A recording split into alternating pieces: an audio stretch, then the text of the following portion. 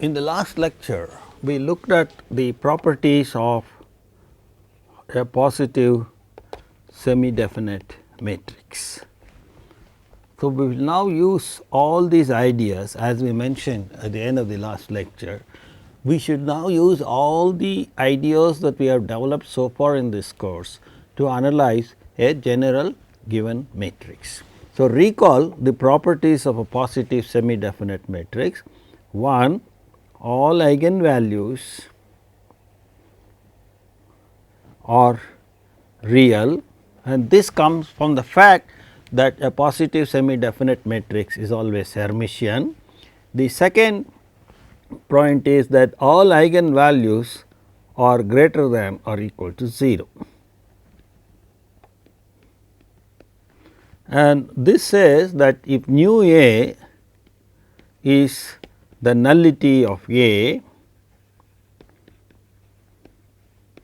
and rho is the rank of A, where A is positive definite, A is positive semi definite, then its eigenvalues can be arranged as in a decreasing order eigenvalue, then the next smaller eigenvalue and so on. These are all greater than 0, row of them are positive eigenvalues and the remaining are all, there are nu A of them, these are all 0 eigenvalues. And then corresponding to this,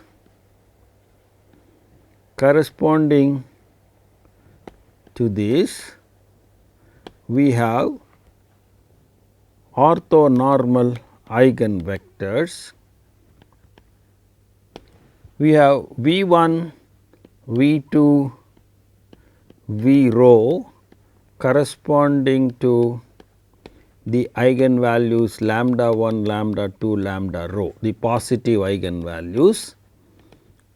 So, we have the rho orthonormal eigenvectors corresponding to the positive eigenvalues and then phi 1, phi 2, phi nu A corresponding to the eigenvalue 0. So, the eigenvectors can be found, and we also found that V 1, V 2, V rho provide an orthonormal basis for the range of U. So, these are all the fundamental properties of a positive semi definite matrix. Now, we shall look at a general matrix and see how we are going to use these properties to analyze a general matrix. So, let us now start with the analysis of a general m by n matrix. Now, without loss of generality, we shall look at A as the real m by n matrix, and we will point out what are the minor changes that we have to make whenever we deal with a complex m by n matrix. So, first we will look at the real m by n matrices. Recall that corresponding to A, we have 4 fundamental subspaces. 2 of them, namely range of A transpose and the null space of A, subspaces of R n, and the range of A and the null space of A transpose, subspaces of R m. And these pairs are orthogonal complements of each other.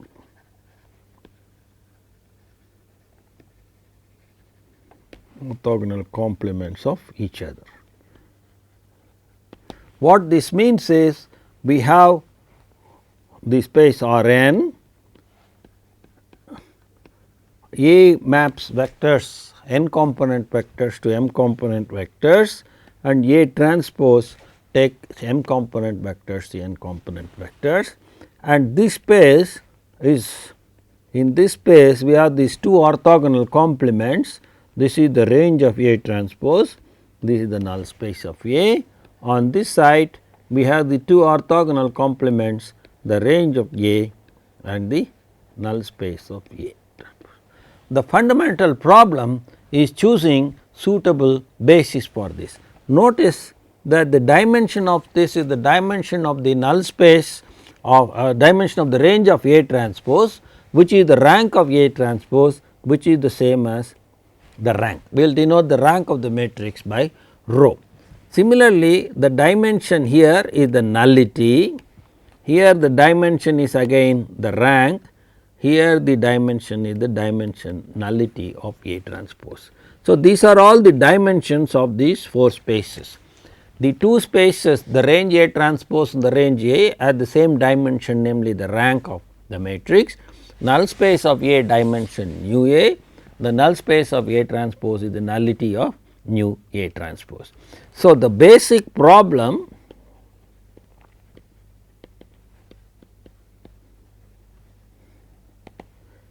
is to choose orthonormal basis for these 4 subspaces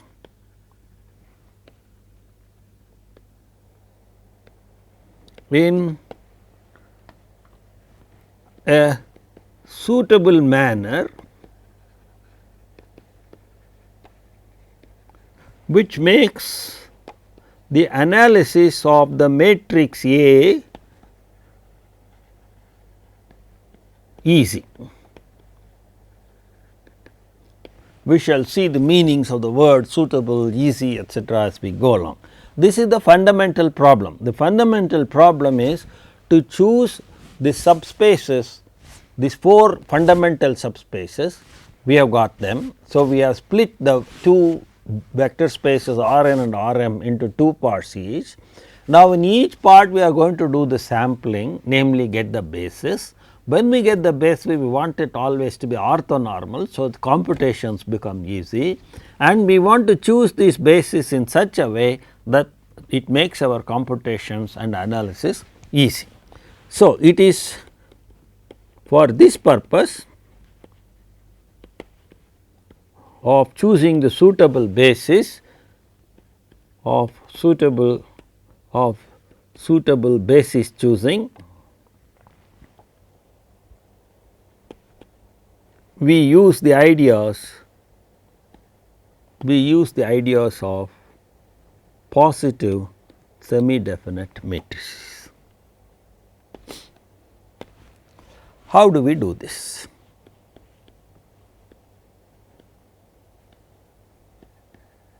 That is the question. So, what we do is, even though the matrix, given matrix may be rectangular or it may be square, we do not know whether it is Hermitian, it may or it may not be Hermitian, it may or may not be positive semi definite. What we will do is, starting with the given matrix A, we shall construct another matrix which is positive semi definite. In such a way, the analysis of the positive semi definite matrix that we construct will reflect in the analysis of the given matrix A. So, given A in R m n, we construct a positive semi definite matrix which we will call as L, which is n cross n, such that the analysis of L reflects in the analysis of A. Now, the analysis of L will be easy because it is positive semi definite, and we have seen all the properties of positive semi definite matrices. Now, how do we define this matrix L? So, we define L to be A transpose A. Notice A is m by n and A transpose is n by m. So, the product is n by n. So, L belongs to n by m. So, first property of L is that L belongs to n cross m matrix. So, L is an n cross n matrix. So, even though the matrix original matrix A may not be rectangular, we have may be rectangular and may not be square, we still constructed a square matrix out of it, which is L and which is an n by n square matrix. Okay. So, the moment we have a square matrix, we look at its properties now. The second property that we look at is the following. Suppose x belongs to R n, then we have L x comma x is equal to A transpose A x comma x, which is equal to A x comma A x. Remember, when you move A transpose to the second factor, it will go with the another transpose. So, it will become A transpose transpose, which is A, which is equal to the length of A x squared, which is greater than or equal to 0. So, therefore, A x comma therefore, L x comma x is greater than or equal to 0 for every x in R n. This is precisely the meaning of the fact, or this is precisely saying that L is a positive semi definite matrix. So, L is a positive semi definite matrix belonging to R n.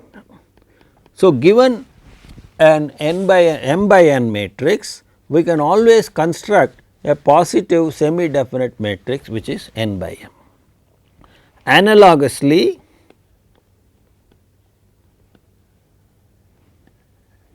we can define M to be A transpose, and this is a positive semi definite matrix in R m m. So, given the rectangular m by n matrix, we have constructed two positive semi definite matrices. One of them is n by n, the other one is m by m. We shall study the properties of L, analogously we will get the properties of M. Now, given L, what does it do? This is now we have constructed this L. Now, take this matrix L. What does this do? It is an n by n matrix. So, it maps, it takes R n vectors to R n vectors. Now, what is L transpose? Since it is positive definite, we make sure that it is symmetric, and by very definition we see that L transpose is equal to L, and therefore, L is symmetric, real symmetric. Okay. So, L transpose is L. So, it is a symmetric matrix. So, L transpose also maps R n to R n. Okay. So, the reverse map R n to R n, L transpose is the same as L. So, that we do not get anything new. Now, corresponding to L, we must have a decomposition of R n. Remember that the moment we have a matrix, we have these subspaces. What are the subspaces for L? The subspaces of L are 1 range of L, null space of L, then we have to say range of L transpose, but L transpose is L. So, that is the same as this. So, nothing new. Similarly, L transpose is L, therefore, null space of L transpose is the same as null space of L. So, there are two basic subspaces of R n, namely the range of L and the null space of L. So, these are the two subspaces we get. Actually, I will write R L transpose which is equal to R L. We know that the null space of any matrix is orthogonal complement of the range of L the transpose, but in this case the transpose is the original matrix. Therefore, the null space of L is the orthogonal complement of the null space of M. Or similarly, we get for the matrix M,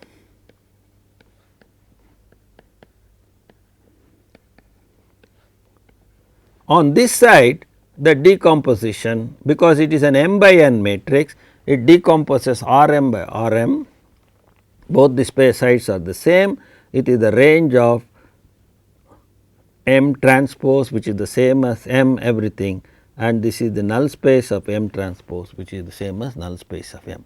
So, we have one decomposition of R n given by L and one decomposition of R m given by M. So, now if you look at R n and R m, we have the decomposition on this side given by the range of L and the null space of L, and the decomposition into orthogonal complements on this side given by range of M and the null space of M. On the other hand, A also gives a decomposition. On the other hand, we have R n and R m, we have the decomposition given by A which is range of A transpose and null space of A on this side and range of A and null space of A transpose on this side. Now, let us look at these two pairs of decomposition and focus on R n first. On the R n side, we have one decomposition given by L, namely R L and N L, also another decomposition given by A, namely R A transpose and N A. So, for R n, we have two orthogonal complement decompositions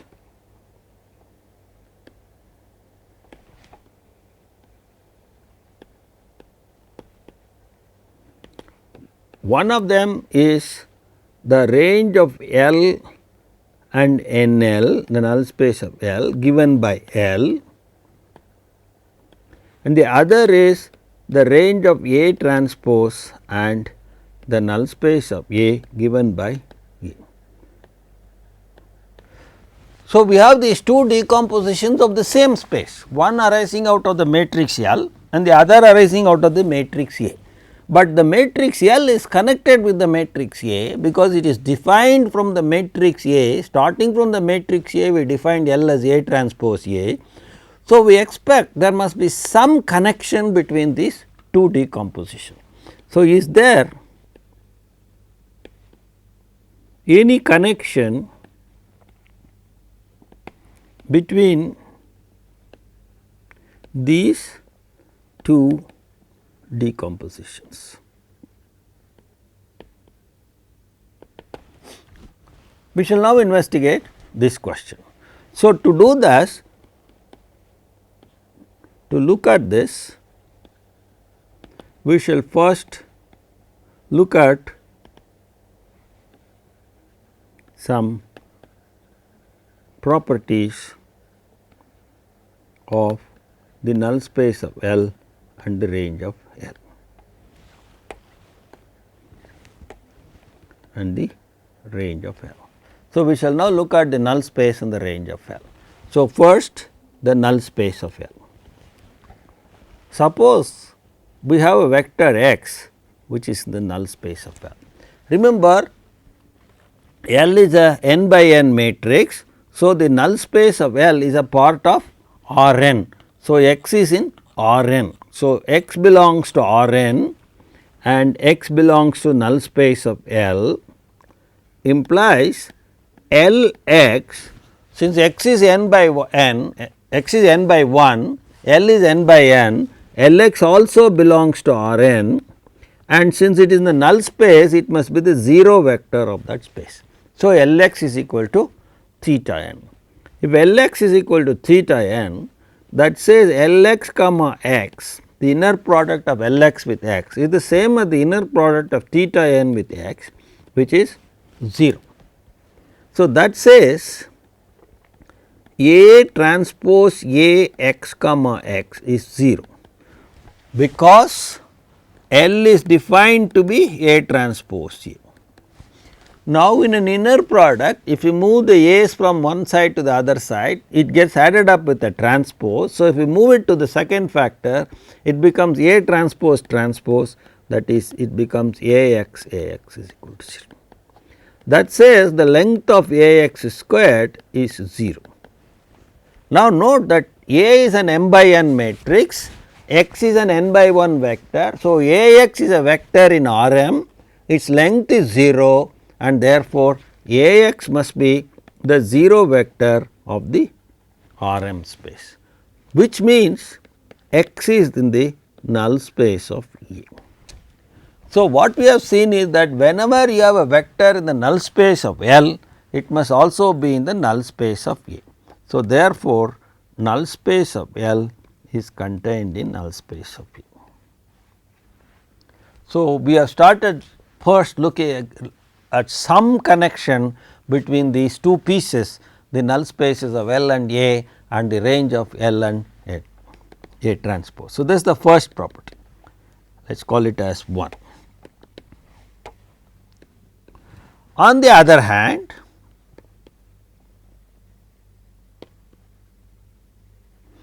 x belongs to null space of A implies Ax, since A is m by n and x is n by 1, that is the 0 vector in the M space.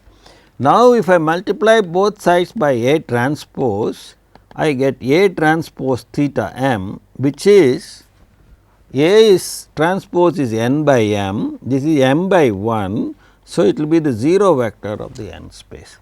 So, that says Lx is theta n, because A transpose A is L. So, that says x is in the null space of L. So, consequently, we have the null space of A is part of null space of L, because anything in the null space of A is also in the null space of L. Compare 1 and 2, we get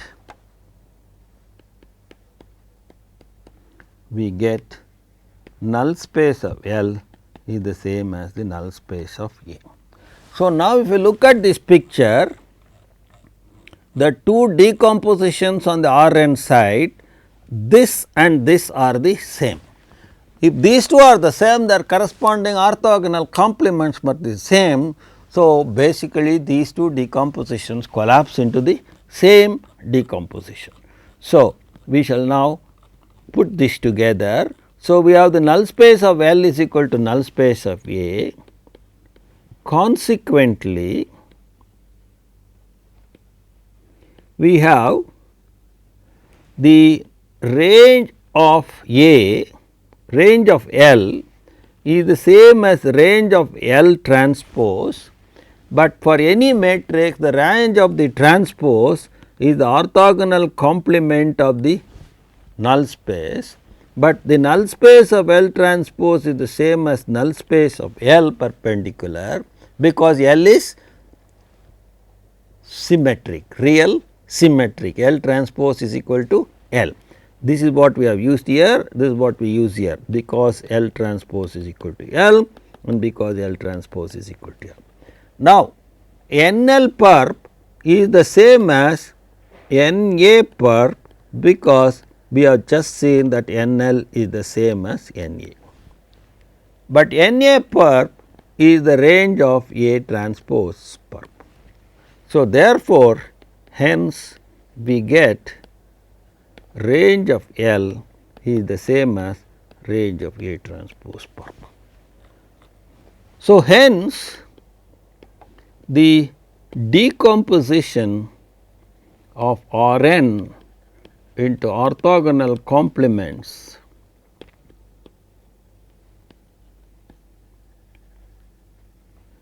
given by L and A are the same. So, we have this picture on the Rn side, we call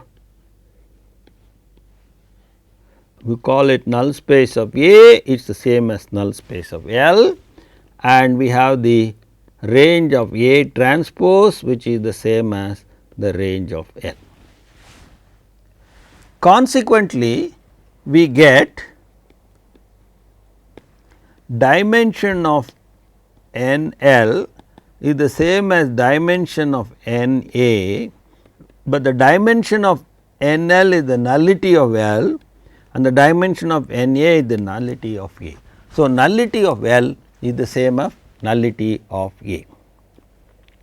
Similarly, because R A transpose is equal to R A R L, we have dimension of the range of A transpose is the dimension of the range of L. The dimension of the range of A transpose is the rank of A transpose, and this is the rank of L, but the rank of A, which we denote by rho A transpose, but the rank of A transpose is the same as rank of A, which we have seen. So, the rank of A is equal to the rank of L. So, the L has the same rank as A and same nullity as A. So, what are the conclusions that we have? The nullity of A is the nullity of L, the rank of L or the rank of A is equal to rank of L is also equal to rank of A transpose.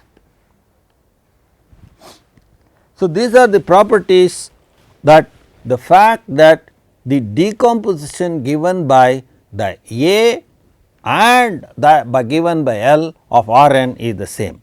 Analogously,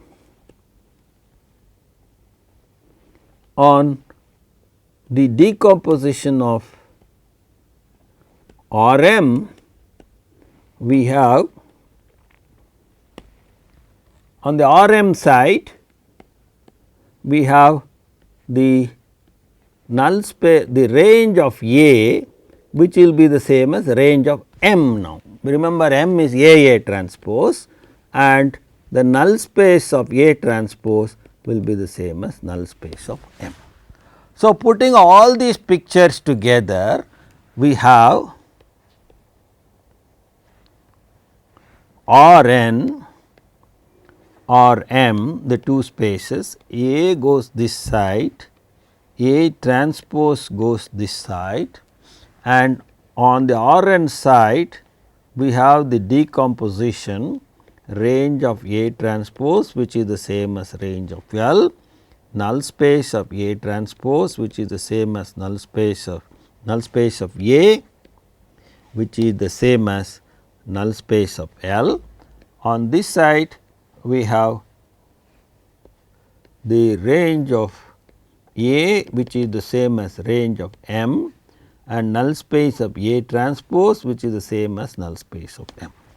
Again, looking at the right hand side, we see that the dimension of the null space of A transpose is the same as the dimension of the null space of M, which gives us the nullity of A transpose is equal to nullity of M.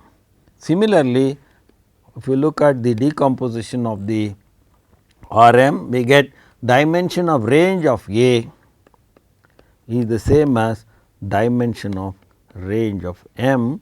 This is the rank of A, which is the same as rank of M. So, we have seen that the rank of A is the same as rank of L, which is the same as rank of A transpose. So, we therefore have the following situations. The nullity of A is nullity of L, the nullity of A transpose is equal to the nullity of M, the rank of A is the same as rank of A transpose, is the same of rank of L, the same of rank of M. All these matrices A transpose, L and M share the same rank, whereas the nullities will depend on A and A transpose. L will have the same nullity as A and M will have the same nullity of A transpose. Okay, these are the four fundamental relations. The relation between the subspaces is described in this picture. the range of A transpose is the same as range of L, null space of A is the same as null space of L, the range of A is the same as range of M, the null space of A transpose is the same as null space of M. These give rise to the following relationship between the nullities and the ranks of these various matrices. The important thing to note is that A transpose, L, M all share the same rank. That number associated with the matrix is a very important number. Now, let us see how we are going to exploit to find the basis for the 4 subspaces. Now, so how do we use these to find orthonormal basis for these 4 spaces? That is the main question. Now, let us look at first the null space of A, same as null space of L, but L is positive semi definite and therefore, null space of L basis orthonormal is given by the orthonormal eigenvectors.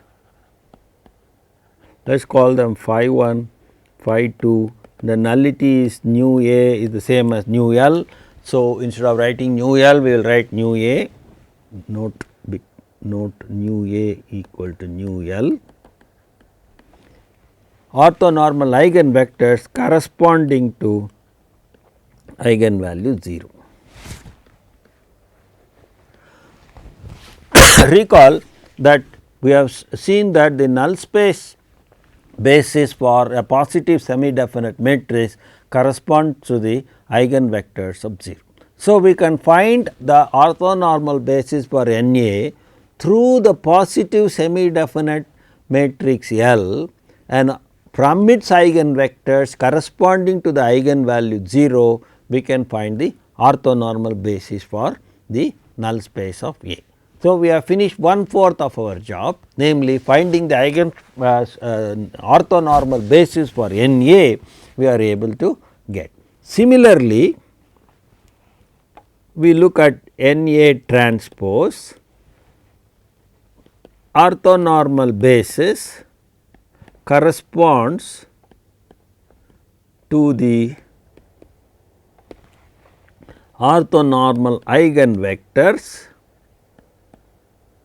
corresponding to the eigenvalue 0 of the matrix M, because here we should write, here it was L of the matrix L. So, we have now seen out of these 4 subspaces the null space part here can be found out from the 0 eigenvector of L, and the null space part on this side can be found out from the 0 vector 0 eigenvalue corresponding to the matrix M.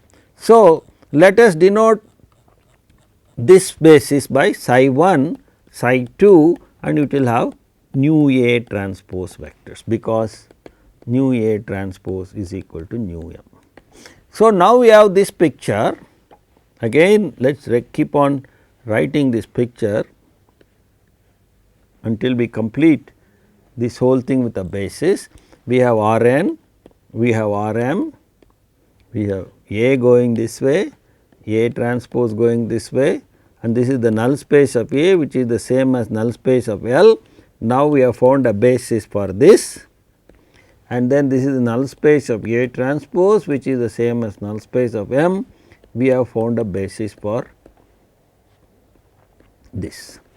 So, now our job is to find the basis for these two fellows. This is the range of A transpose, which is the range of L. This is the range of A, which is the range of M. So, these are the two things that we have to find. Now, let us look at the range of A transpose, which is the same as the range of L. Now, L is positive semi definite, its positive eigenvalues can be arranged as lambda 1 greater than or equal to lambda 2, and how many of them will be there? That will exactly be the rank of the matrix A. We will not write rho sub A, because rho sub A is the same as rho sub A transpose, the same as rho L is the same as rho M. Since all of them share the same rank, we will not distinguish and simply write. All these are the eigenvalues greater than 0, and the 0 eigenvalue has been taken care of here in finding the null space. And we know that corresponding to the positive eigenvalues, we get orthonormal eigenvectors. When we analyzed positive semi definite matrices, we found that corresponding to the positive eigenvalues, we get orthonormal eigenvectors V 1 corresponding to lambda 1, V 2 corresponding to lambda 2, V rho corresponding to lambda rho. So, we found that at the end of the last lecture, we found that the V 1, V 2, V rho, which are the orthonormal eigenvectors corresponding to the positive eigenvalues of a positive semi definite matrix, give rise to a basis for the range of that positive semi definite matrix. So, we found that V 1, V 2, V rho provide an orthonormal basis for range of L, because L is positive semi definite. But range of L is the same as range of A transpose. So, now we have the better picture, which is progressing well, in the sense that we had R n, we have R m, and A goes this way and A transpose goes this way, and we have the range of A transpose, which is the same as the range of L, and we have the null space of A, which is the same as null space of L, and for this we found the basis. This comes from the eigenvalue 0 of L, and now we found the orthonormal basis V 1, V 2, V rho, which come from the positive eigenvalues L and the corresponding orthonormal eigenvectors. And on this side, we had the null space of A transpose, which is the same as null space of M. We found orthonormal basis, which corresponds to the 0 eigenvalue of M, and the eigenvectors, orthonormal eigenvectors corresponding to the 0 eigenvalues of M.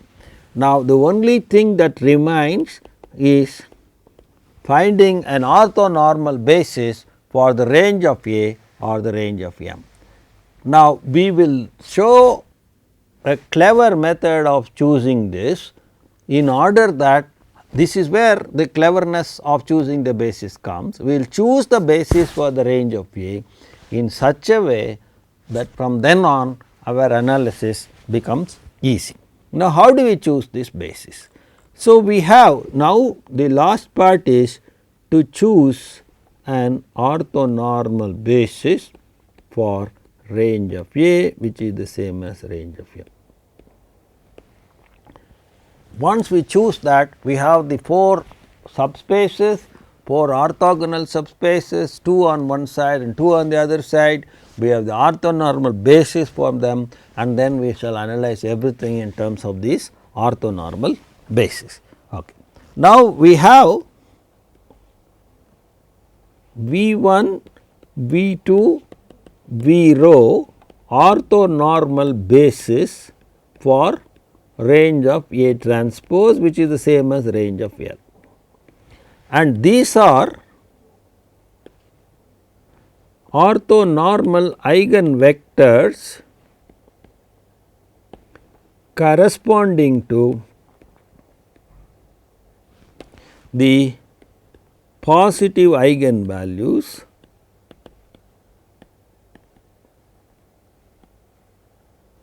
lambda 1 greater than or equal to lambda 2 greater than or equal to lambda rho of L. And therefore, hence L of V j is equal to lambda j V j for j equal to 1, 2 up to rho. Let us call this equation as 1. So, we have these rho eigenvectors of L which form an orthonormal basis for the range of A transpose. Now, we look at what happens to V j under A. So, look at A V j.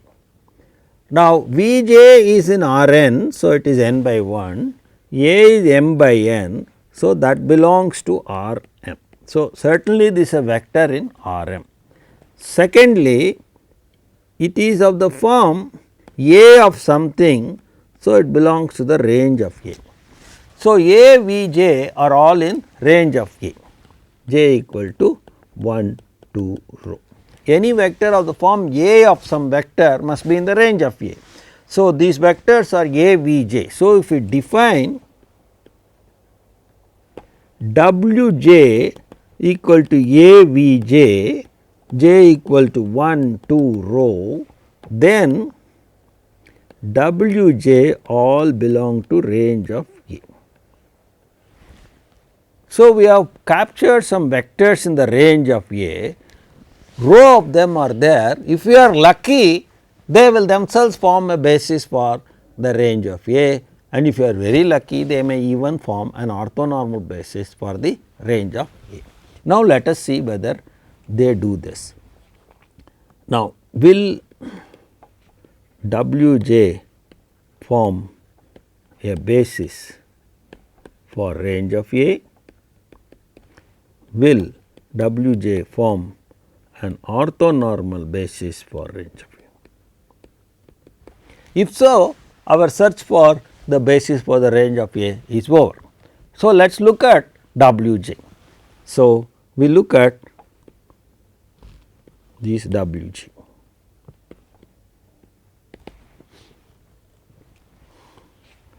We have W j comma W r, the inner product of W j with W r. W j by definition was A V j. W j is A V j. Similarly, W r is A V r. So, therefore, W j W r inner product is the same as A V j A V r inner product. Once again, we observe that in the real matrix case, when we move the matrix from the inner product from one factor to another factor, it goes with a transpose. So, it becomes A transpose A V r. Now, A transpose A by definition is L. So, that is L V r. Now, recall that these V 1, V 2, V r's are eigenvectors corresponding to the positive eigenvalues, and therefore, L V r will be equal to lambda r V r. So, this will be equal to V j lambda r V r. Now, when we pull out a constant lambda r from the second factor of the inner product, everything is real. The eigenvalues are all real because positive semi definite. So, we can pull it out as V j comma V r. So, W j comma W r is the same as lambda r times V j comma V r. But these V 1, V 2, V j are orthonormal, and therefore, V j V r will be equal to 0 if j is not equal to r and 1 if j equal to r. So, therefore, this will be 0 if j is not equal to r, and when j equal to r, V j V r is 1 because every vector has length 1 and multiplied by lambda r. So, it is equal to lambda r if j equal to r. or lambda r or lambda j, whichever way you want to write. So, therefore, this fact says W j and W 1, W 2, W rho are orthogonal to each other. If you take any two of them, they are orthogonal, but they do not have length 1. So, what this says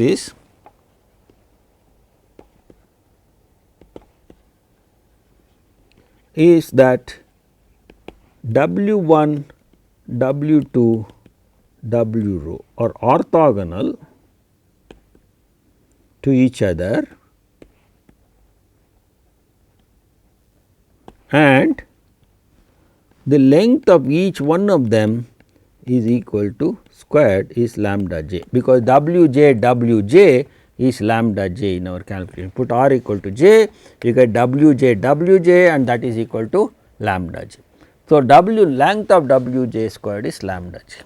If we have a set of orthogonal vectors and if we divide each one of them by its corresponding length, we automatically get an orthonormal set of vectors.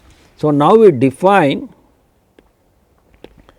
u j to be equal to W j by its length is W j by lambda j square root, because the length of j squared, W j squared is lambda j.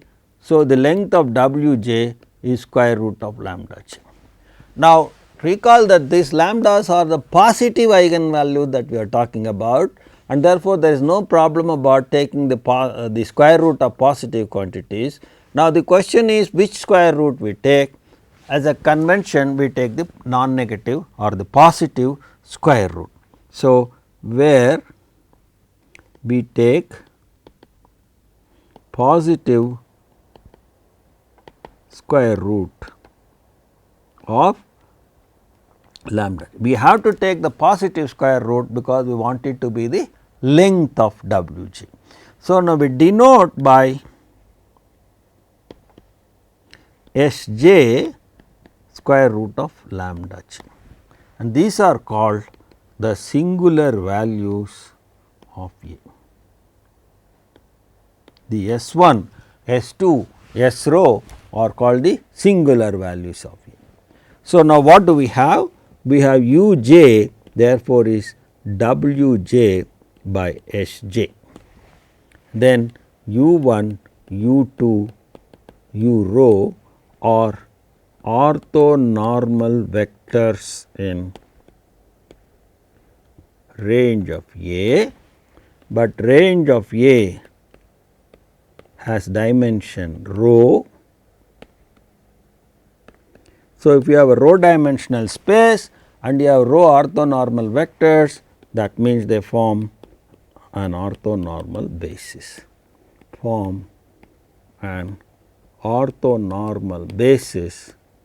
for range of A.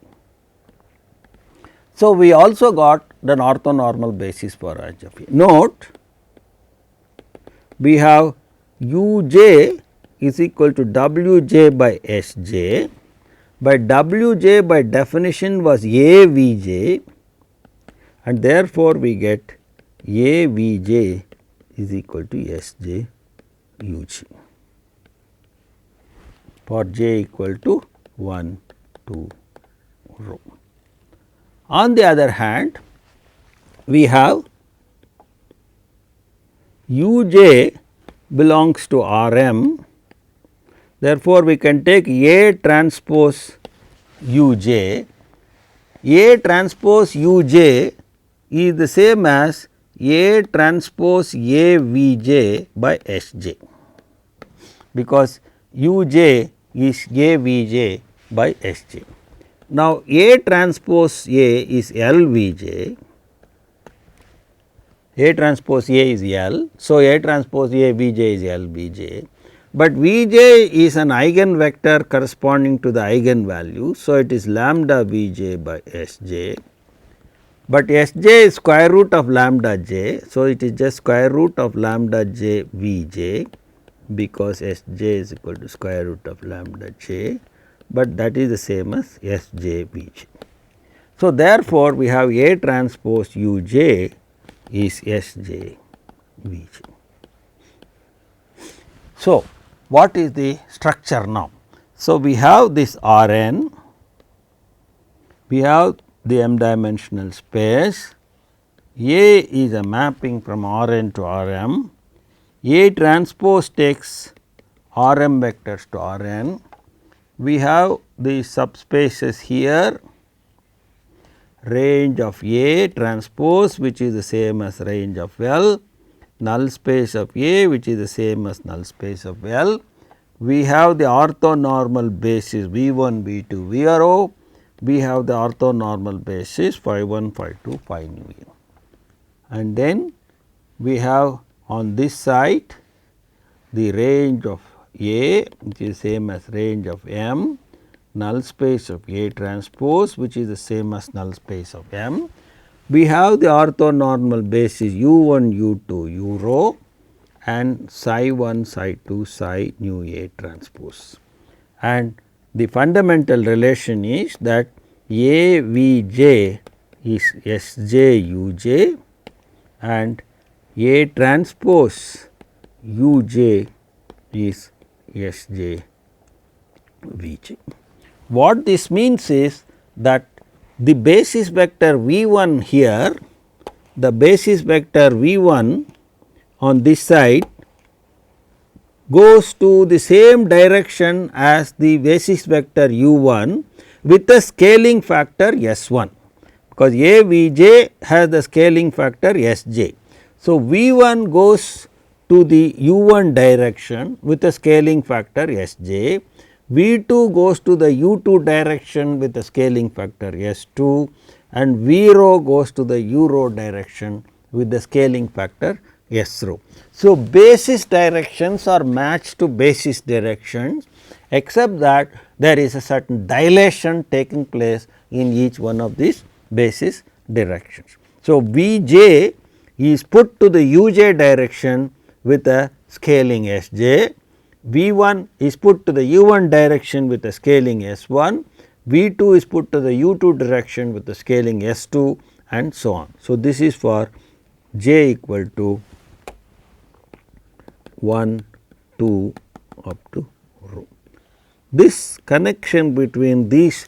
So, now we have constructed a basis for the range of A transpose and the range of A in such a way that the basis directions are connected. That is, the first basis vector goes to the same as the direction of the first basis vector on R m side, second basis vector of range of A transpose go to the same direction as the second basis of the range of A and so on and so forth. So, the basis gets mapped to basis, except there is a scaling factor. So, in order to get the orthonormalization, we had to do this scaling factor. So, thus we have, using the positive definiteness of the matrices L and M we have constructed, we have been able to get the orthonormal basis for these 4 subspaces. Now, all of them come out as the eigenvectors, as the orthonormal eigenvectors corresponding to the positive semi definite matrix L on this side and the positive semi definite matrix on the M on that side. So, all the computations therefore are reduced to the computations of a positive semi definite matrix, and therefore, whether the given matrix is rectangular or square, whether it is, even if it is square, whether it is Hermitian or not, we can always construct a positive definite matrices, semi definite matrices L and M starting from the given matrix A, from which we can construct the orthonormal basis for all the 4 subspaces that we want, and the orthonormal basis for the range of A transpose and the range of A are constructed in such a way they are linked to each other. The moment we know the orthonormal basis V 1, V 2, V rho for the range of A transpose, we can extract the orthonormal basis u 1, u 2, u rho from this relation A V j equal to S j u j. So, thus we have chosen certain basis in a connected manner, and we shall now see how we are going to use all these bases to analyze a given matrix. As a feel for it, the idea is we are trying to solve a system of equation A x equal to b. The vector b lies on the R m side. Since it lies on the R m side, that is a known vector, it lies on the R m side, it can be expanded in terms of the orthonormal basis u 1, u 2, u rho, psi 1, psi 2, nu A transpose. The unknown vector x we are trying to find out lies on this side, and therefore, it can be expanded in terms of this orthonormal basis v 1, v 2, v rho. So, and phi 1, phi 2. So, we will make that observation. We have v 1, v 2, v rho, phi 1, phi 2, phi nu A is an orthonormal basis for the space R n, and u 1, u 2, u rho, psi 1, psi 2, psi nu A transpose is an orthonormal basis for R m, and the fundamental relation is A u j is equal to S j v j, and A v j is equal to S j u j, and A transpose u j is equal to S j v j for 1 less than or equal to j less than or equal to rho. S j is equal to square root of lambda j, the lambda 1, lambda 2, lambda rho are the positive eigenvalues of L. Now, we shall see how we use these 4 bases to analyze a given general matrix, and this analysis will begin in the next lecture.